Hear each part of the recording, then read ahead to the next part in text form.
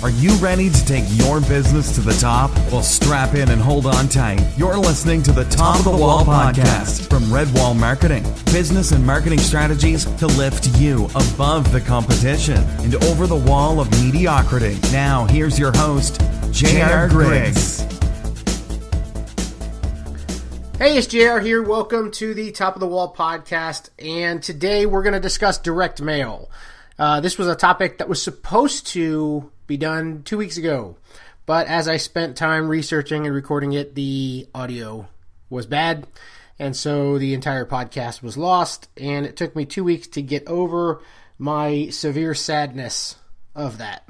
And so today I'm going to reattempt to do this podcast. So today we are looking at direct mail and the benefits of it, why you should be doing it, different ways to do it, different types of direct mail, tips and tricks on how to get your mail opened and get responses to it. So it's a fun episode, in my opinion, because I think direct mail is a very underrated by the uninformed, anyway, marketing tool. There's a lot still using it and having great success, and there's a lot who live and, thrive by it. And then there's others that are still stuck in the thought that it doesn't work anymore and that it's old, it's yellow pages, it's just not effective. But I'm going to show you that, that's nothing could be further from the truth, and it's a great time to do direct mail. So let's jump right in. I don't want to take too much time here. Why is direct mail right now so hot? Well, the answer to that is that so many people, if you're the one who, you're one of those people who think that it's dead, the reason it's hot is because of how many people thinking that way. You're probably noticing that your mailbox is empty compared to what it used to have in it when it comes to direct mail. You probably used to get flooded with offers and letters and coupons and newsletters and everything else. Well, all that's gone. There's a few select still doing it, and there's a few companies still marketing to you, but everybody else has shifted online because they feel like that's where the money is. And there's some valid points to that, but imagine with me, if you will, that you're fishing in a pond, and then the fishing gets crowded, and so everybody leaves and goes to a different pond. The new pond is going to be just as crowded, whereas the old pond has less fishermen trying to catch the same amount of fish. So there is opportunity in those moments to go back and say, okay, well, I'm going to go back over here and see if there's anything else. And that's what we're dealing with right now. But in general, there are plenty of companies who never saw a lull in their direct mail success. Maybe not as effective, but very few went from effective to completely non-effective unless they had very low numbers to begin with. Having very little success, or really don't even know. It is surprising how many don't even know. So right now, direct mail is a huge, huge opportunity simply because of how easy it is to get attention. There's, I've told a lot of people, recently, last year we were heading over to Canada to see my wife's family, needed some important documents, passports, and other things. I had to get a birth certificate for myself because I didn't realize that mine was not apparently up to the recent changes. My wife needed a new birth certificate because we didn't have her original one. So we had all these documents we're waiting for. And I remember checking the mail every single day for the week. And I believe it was like 3 to 5 days in a row where there was either nothing or one item in the mailbox. It was ridiculous. I mean, every day I was checking the mailbox because we needed these things so that we could get our passport, get all our documents in place, and get on the road. So it was kind of a nerve-wracking week, and I remember clearly just thinking, gosh, I kept thinking, is there a holiday? Now imagine if somebody had sent me some direct mail offers during that time. They would have had prime positioning for my attention because they would have been the only thing in the mailbox. And that is happening a lot more often than you would think. There are a ton of people who are just not getting the direct mail they used to, especially if they're the ones who, like myself, switch to e-statements and e-billing and everything else. I don't even get my bills in my mailbox anymore. So the mailbox is wide open. So direct mail is not dead. Let's cover that first. Direct mail is not dead. I repeat, it is not dead. It is a opportunity for you and many others, if the message is right and all that, and we'll cover that, to take advantage. So let's jump into some types of direct mail and some tips on how to do direct mail right. And hopefully these things will help you kick off some direct mail campaigns and start bringing in more business through the mail. So let's talk about a couple types of direct mail. Okay, so when I say direct mail, I am speaking in general of singular mailing attempts. So a single mailer. Okay, because the other items that get lumped in with direct mail are what is called marriage mail, which is where you are tied in with another company or several companies. The packet mailers, coupons, Valpak, things like that are what's called marriage mail. You are married to the other businesses in there. And to be honest, I haven't noticed a huge return out of those services in the tests that I've run with clients, because you're not only competing, again, for the attention to try to get the customer to open and find your ad, but it's stuffed in with so many other ads. You don't have control over the packaging or anything else. You simply have to go with what they do and hope that they open the package and sift through the packet. We just got a Valpak maybe last week. I don't know if it ever even got opened. I remember I put it aside. Sometimes my wife opens it, sometimes she doesn't, but it's not something I open right away. It's often put aside. Like, nobody gets, I don't want to say nobody, maybe there are people, but I do not get Valpak and instantly go, oh my gosh, this is Valpak, let's open it and sift through these coupons. That's not what happens. Typically I'll put it aside, maybe my wife goes through it, maybe I'll go through it at some point. I can't remember the last time I actually did go through one, but hey, maybe some people are. So you're really limiting your ability. Now, the advantage to marriage mail is it is, of course, cheaper because you are sharing the cost with all the other companies in the mailer. So when I speak of direct mail, typically I'm going to be speaking of a single effort, you to the consumer or you to the client or business, whatever the case may be. It's you one-on-one sending a single letter or multiple letters, but directly from you to them. Okay, so that's the different types of direct mail, right? Let's talk about the way to properly do direct mail. Okay, so you've got three areas you need to be paying attention to. One is the market. You need to have the proper identified market. You need to know who you're sending these letters to. You need to know if they're the right age, the right house, the right person, the right type, the right, everything needs to be right. If you're just broadcasting an area, you're going to have some struggles. Okay, so when you go with the market, make sure it is the properly defined market. In other words, I'm here in Tampa, so we've done some direct mail campaigns for clients, and we identify exactly the type of home we want to target, the age, income, zip code. We don't just send letters to all of Tampa. It's very rare that your business is ideal for every single person. So in those cases, we target, if it's a home service, we're looking for mainly homes. We do not want to be sending our mailer to apartments, right? If they have to have a home. If they need to have a garage, you need to make sure they're homes with garages. Which areas have those? If you're looking at a zip code and the majority, like overwhelmingly, do not have garages, you are wasting your mailer. Sure, there could be a couple in there, but your percentage is going to be so darn low, it's not worth it. You need to hit the areas that are going to have the highest return on your investment. So you really want to make sure you target the right market. You can target it by income. You can target by age. There's senior communities, areas where the demographics are lower. You look at your zip codes. There's a lot of demographics out there that'll tell you exactly, which areas are more likely to have kids, which areas are more likely to have senior citizens, which areas are the higher income, lower income, garages, no garages, stay-at-home moms. All of that information is available, and you need to highly define your market first before engaging in direct mail so that you can ensure that who you're sending these letters to is the proper market.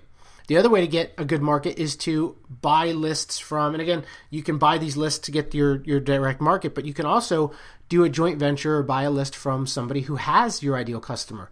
If you are a sporting goods type of product, working with another sporting goods or sports company or organization that has your perfect customer and is not a competition to you is a good way to get the exact list you need. So if you sell baseball equipment, it would be good to do a joint venture with a baseball league, a baseball trainer, or practice facility. They have a list of obviously baseball players or kids that play baseball. A hockey rink would have a league. So if you're selling hockey equipment, you want to go to an ice skating rink, you would get a list from them of all their athletes that train there or play there, and now you've got a targeted list. So there's a lot of ways to get your correct market, but that's a big mistake that I see often, is just not identifying the right market. You need to know your market and target them accordingly. Okay, you can't afford to waste a broad campaign of direct mail on the wrong market. It's going to drive your numbers through the floor, and you're going to give up and say direct mail doesn't work, but in reality, you simply targeted the wrong market. So get the right market. That's step one. Step two, make sure you have the right message for that market. Okay? Speak to the market. Don't send generic mailers to everybody. If you are targeting, for instance, again, if you've got an ad, let's go back to the hockey equipment. If you've got an ad for hockey equipment, sure, you could find out the proper age and where they tend to live and try to send it that way, and you might have a nice message geared towards them, right? But you want to send the ad towards specifically speaking to, for instance, parents of kids, because that's who you're actually targeting, right? So instead of just sending a generic ad, hey, we're, ABC hockey equipment, come check us out, we're awesome. It'd be nice to speak to the parents. Hey, parents, your kids are training. Do they have the best equipment to keep them the safest? Did you know that concussions are, XYZ factor, whatever? You need to check out these new helmets we have that, decrease the rate of concussion or whatever. Speak directly to the customer. So you need to have a proper message. If you're just blasting out generic ads with no real reason for the customer to call or visit or do anything, that's why you've got a low rate. So you need to speak directly to the customer. Again, with the hockey example, if I'm doing a mailer and I'm working with the hockey rink and I'm sending it to their athletes who play there, I am going to address exactly that.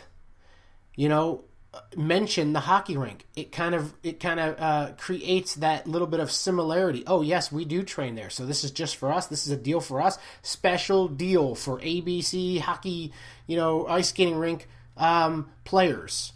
Now you're speaking to the market. So adjust your message to the market, right? You need to have something geared towards the market, and then you need to have in your message, you need to have a call to action. You need to have a sales message that presents the product, that convinces the client that you are what they need, and then you need to tell them what they're supposed to do next. Do not just assume that they know. Or do you want them to call? Should they email? Should they schedule an appointment? Should they visit? Should they stop? But what should they do? Make that extremely clear so that they know how to get the discount, offer, special, or whatever it is you're offering them, okay?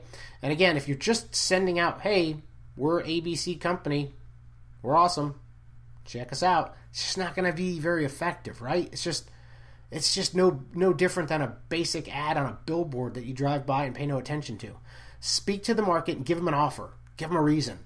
By the way, stop in today for a free inspection. Call us today for a free inspection. Stop in today for a free gift, a free evaluation.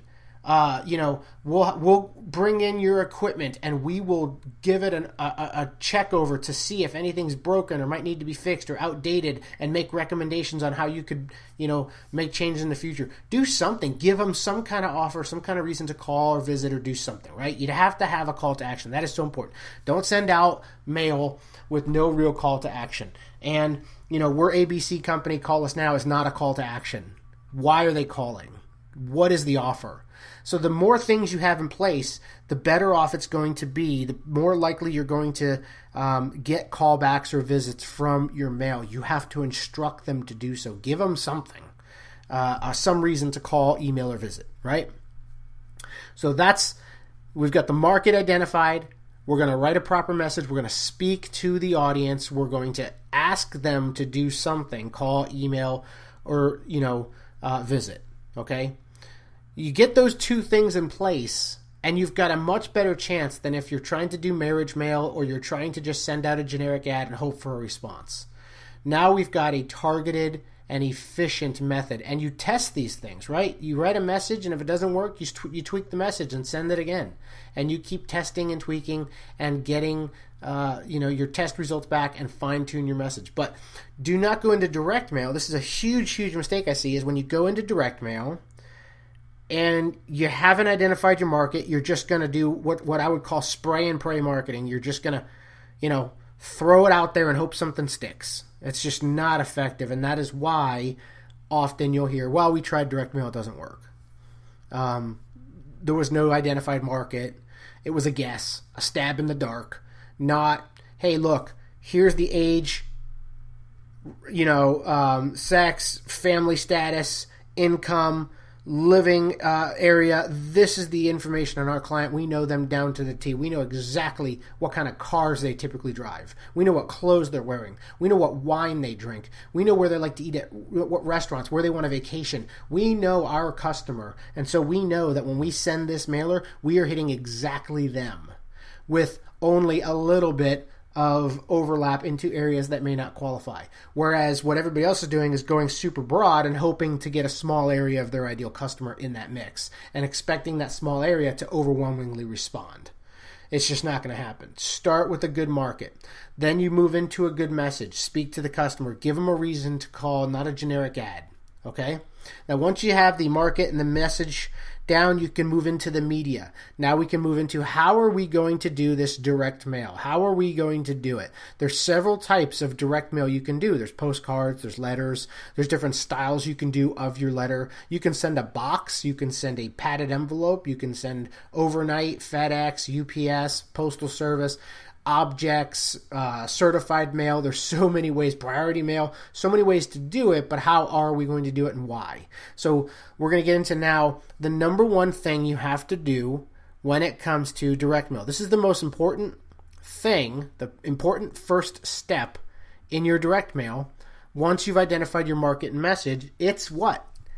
Get the envelope opened, right? If you're mailing and your mail is just going into the garbage pile or the look at later pile or the maybe I'll get to that someday pile, it's not going to be very effective. We need to get it to the right market, have it the right message, but we also need to get it opened. So the type of media we choose, the type of envelope we choose, and what we do is how we're going to get it opened. All right, and there's a lot of different ways you can do that.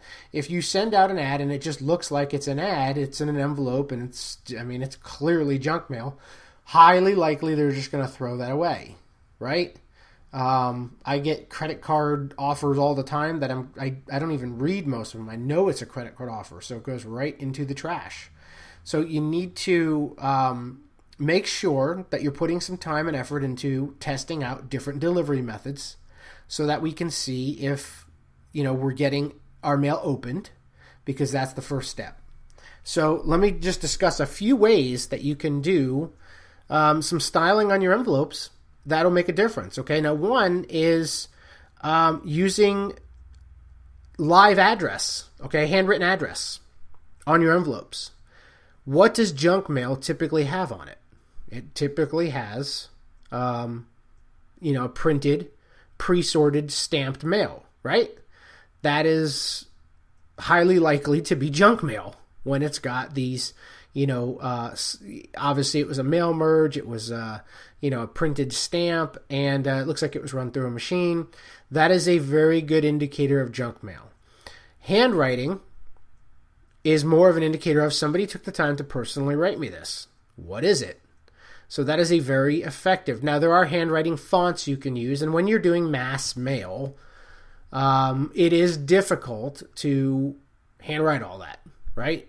So a handwriting font would be your next best thing, in the sense that it will stand out a little differently. Now that there are a lot of companies doing that, so you're going to have that to worry about, but that is a way to stand out a little bit differently, is using handwriting, okay? Or a handwriting font. If you can handwrite it yourself, that's great, because those look it's very difficult not to open that. You can, if you're sending it on your letterhead, by the way, that's another dead giveaway that it's an ad. So scrap the letterhead. Nobody cares about your logo but you. So scrap the letterhead. Write it on a plain piece of paper, printed white sheet, or you can even buy yellow printed letters. You can buy white printed letters. They look like legal pads or something out of a notepad. You can do off-color paper, again, with a handwriting font. You can personalize the letter. There's a lot of ways to, make sure that the letter itself is not, as soon as it's opened, looking like an ad. Don't worry about getting your logo on your return label or return address. Again, dead giveaway that it is junk mail. So 2 ways you can overcome that. If you need to track the delivery rate, use your return address. Just don't put a name. Don't put the company name. Just put your address. If you don't care about the delivery rate, go with no return address. It's very curious at that point. Who sent me this? I don't see a return address. It stands out differently, right? Another way to make your letter stand out, use a live stamp, preferably collector's stamp. A letter that's handwritten with a Disney stamp on it is a little bit less likely to be, actually it's a lot less likely to be, an advertisement than a stamped, a printed stamp with a typed address and a logo in the corner. It's very likely that's direct. That's an advertisement. So you need to avoid the appearance of an advertisement. You need to get the envelope opened. So those are a couple ways. Crooked stamps, upside down stamps, write copy on the outside, hey, personal note inside, or, hey, this is important. Test different ways to write things on the envelope to get it open. You can change the size of the envelope, birthday card size, different colors. There's different ways to do that. By the way, you don't even have to use an envelope. You can use a box. You can use a padded envelope. You can ship just about anything. You can use a container. There's direct mail companies that'll you can use garbage cans, tin garbage cans. You tape the top down, you put the address label on the side, and the post office will mail that. It's mail. Okay, as long as the postage is covered based on the size and weight of the object, they'll give you a printed price. You stick that on there and you mail it. Who's not going to open a tin garbage can? Right? Or a tin box, or a bag, a leather bag, or a wallet. There's different ways to do direct mail where it's not even an envelope. So think outside the envelope. Step 1, make your envelopes look like it's not an advertisement. Step 2 would be go outside the envelope. Maybe don't send an envelope. Lumpy mail, by the way, is an enormous boost to conversion and to getting your envelope open. Because when something is in an envelope, it's called lumpy mail. You put a pen in there, a keychain, coins, aspirin, anything you can put in the envelope that piques curiosity. What the heck is in this envelope? I've gotten Army men. I've gotten a non-live 50 caliber bullet in the mail in a tube with a poster that said I was wanted at an event. I've gotten all kinds of crazy, letter openers and rulers, pens, pencils, keychains. Trying to think of what else recently I've gotten. I've gotten a lot of different things that it makes you wonder what the heck is in there. There's a reason why credit card companies, when they were sending you credit card offers, started putting a fake version of the credit card in there because you feel it. And you're like, what is this? What could be in here? So lumpy mail is extremely curious to the receiver, and they are likely to open it. Some would say you're going to get about, if it hits their hands, it's going to be about 100% open rate because they want to know what's in it. So lump email is a great way to get your mail open. Postcards, by the way, don't have to be opened. If you send a postcard, you can mail those in several different sizes. It doesn't have to be opened. It's already opened. So as long as it's a good offer and it's the right message, they're going to instantly see it. So since the postcard is going to be seen quickly, and there's not a lot of investment to read what's on there, you want to make sure it's a very impactful message. It's a hard-hitting offer, because otherwise it's also just as quick to throw away, and they haven't really committed to the act of opening it and at least reading what it's about. They might, a postcard, the downside to that is although they don't have to open it, they just give it a quick glance and could throw it away right away as soon as they've identified it as an ad. But if it's an impactful offer, there is a chance that you got their eyeballs and their attention. So those are ways to get your envelope opened, right? That's the 3 M's, market, message, media. Get your market identified, write a good message, call to action, and then worry about the media, what type of ad you're going to send. And make sure call to action, all that stuff is in there. Have a good plan. So map this out. Don't wing it. Direct mail is not something you want to wing. No advertising is, to be honest. Every advertising should be done with the same kind of thought process put into place, but don't go winging it, right? Now, what do you want to do after that? Okay? Once you send your direct mail, have a plan for follow-up. A phone call, maybe an email after, maybe a visit, maybe a follow-up letter. I can tell you that direct mail increases response the more times you do it. So a second letter that mentions the first one that's a little bit more aggressive, and a third one that mentions the first two and is a little bit more aggressive, is a lot more likely to get response than just the simple first one. Could you imagine if you got a 3% response on the first one and a 6% on the second one and a 10% on the third one? It would certainly be worth it to send that second and third, especially since your response rate goes up so high, and your overall response rate will be enormous by the time you're done, because you got 3% the first time, then you got 6% of what's left, and then you got 10% of what's left after that. All right. And if you're tracking who's called in or who's responded to the offer, you're also saving money each time, because if 3% responded, you're now sending 97% of the list. And then if 6% respond to that, you're now sending, and I understand it's going to be completely wrong, but let's say 90%. I'm not going to do the math on that, but 90% or so is now getting it. So you're saving a little bit of money each time you send out the letter.